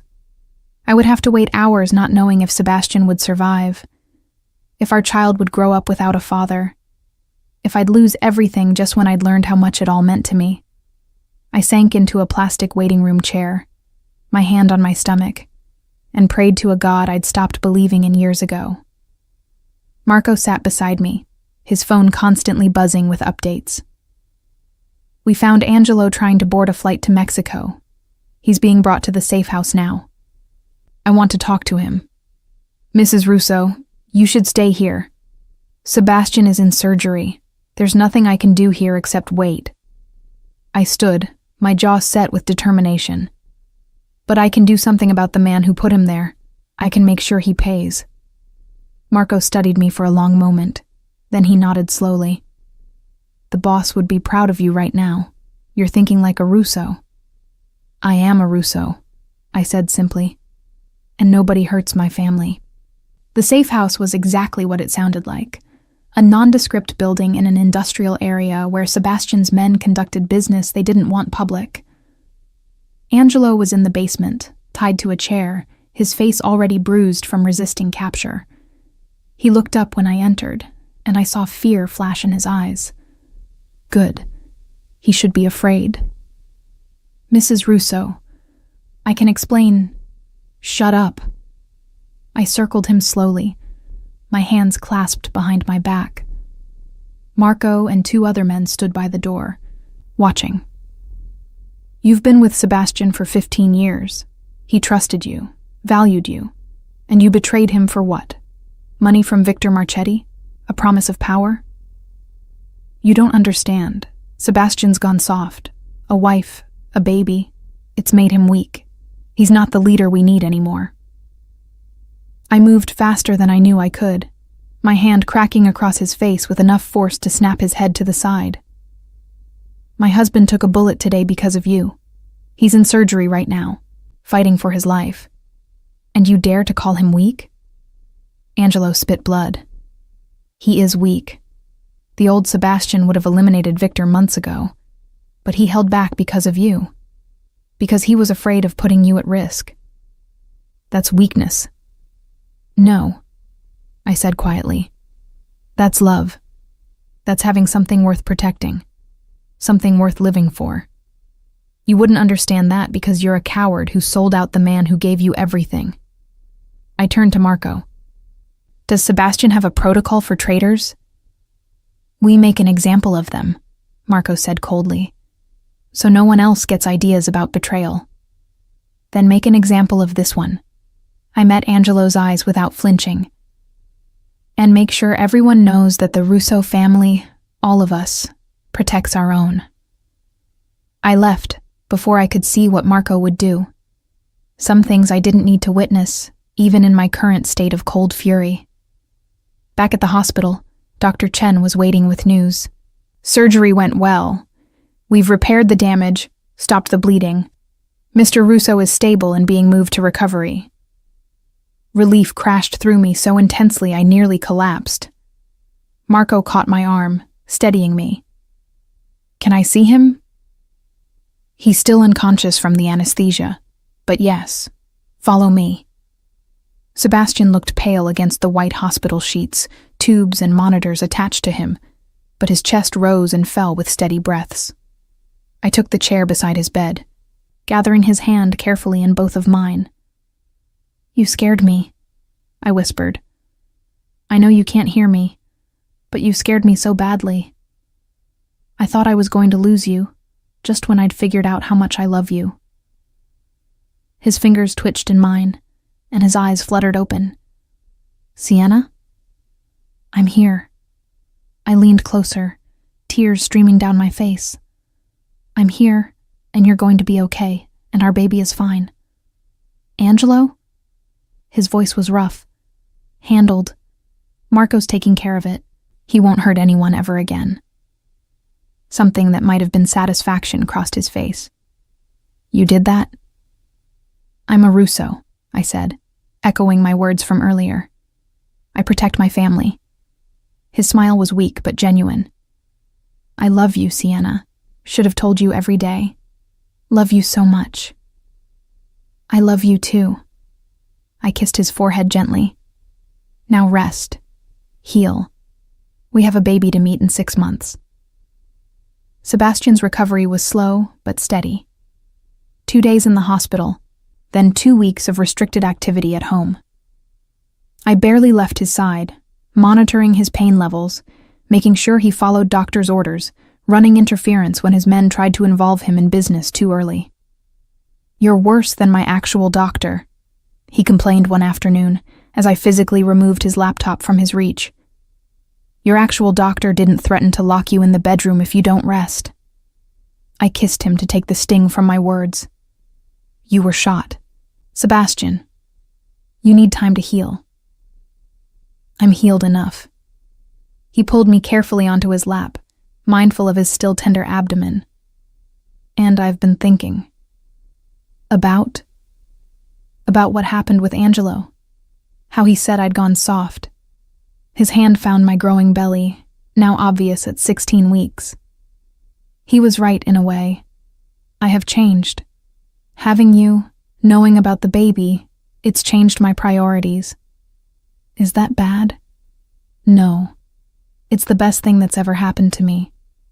But it means I need to restructure how I do things. Pull back from the day-to-day violence, delegate more to Marco and the others. I want to be a father, Sienna. A real one. Present and involved, not a ghost who's always busy with business. My heart swelled. You mean that? Every word. He kissed me softly. You and our child are more important than any territory dispute or power play. I've spent my whole life building an empire. Now I want to actually live in it. With you. 6 months later, I went into labor 3 weeks early, terrifying Sebastian so thoroughly that he nearly crashed the car twice getting me to the hospital. Breathe, I gasped between contractions, gripping his hand. We're going to be fine. You're the one in labor, and you're comforting me, he said, his face pale. That seems backwards. Welcome to parenthood. Labor lasted 14 hours. 14 hours of Sebastian holding my hand, coaching my breathing, looking more terrified than I'd ever seen him face down actual threats. When our son finally arrived, screaming his fury at being forced into the cold world, Sebastian wept openly. He's perfect, he breathed, holding the tiny bundle with infinite gentleness. Sienna, he's absolutely perfect. I looked at my husband cradling our son. This man who'd been a stranger forced on me by circumstance, who'd ignored me and hurt me before finally letting me in. This man who'd taken a bullet protecting our family, who'd changed his entire life because fatherhood mattered more than power. Samuel, I said. Samuel Jr. after your grandfather. Sebastian's eyes met mine, wet with tears. After my grandfather who built the empire, and he'll be the one to transform it into something better. Samuel Jr., he repeated, looking down at our son. Sam, welcome to the world, little man. Sam had my dark blue eyes and Sebastian's strong features, already showing hints of the man he'd become. As I watched father and son together, I felt my heart overflow with love and gratitude. A year ago, I'd been sold to settle a debt. married to a man who'd called me nothing. Now I was a wife, a mother, the center of Sebastian Russo's world. The woman who'd proven that even the hardest hearts could be transformed by love. "I love you," Sebastian said, sitting carefully on the edge of my hospital bed, our son cradled between us. "You took a transaction and turned it into a family. You took a man who thought he was incapable of love and proved him wrong. You saved me, Sienna." "We saved each other," I corrected, leaning against his shoulder. "You gave me protection when I had nothing. I gave you something worth protecting. That's not one person saving another. That's partnership." He kissed my forehead, then Sam's. Partnership, family, love, everything I never thought I'd have. Looking at my husband and son, I knew that sometimes the most beautiful things grew from the darkest beginnings. Sometimes being sold could lead to being cherished. Sometimes arranged marriages became real love. And sometimes the man who bought you could become the man who valued you above everything else in his world. "Mrs. Russo," Sebastian murmured, his arms around both of us. "Thank you for making me human again." "Mr. Russo," I replied with a smile. "Thank you for making me matter." As Sam yawned and settled between us, I realized that I'd found what I'd been searching for all along.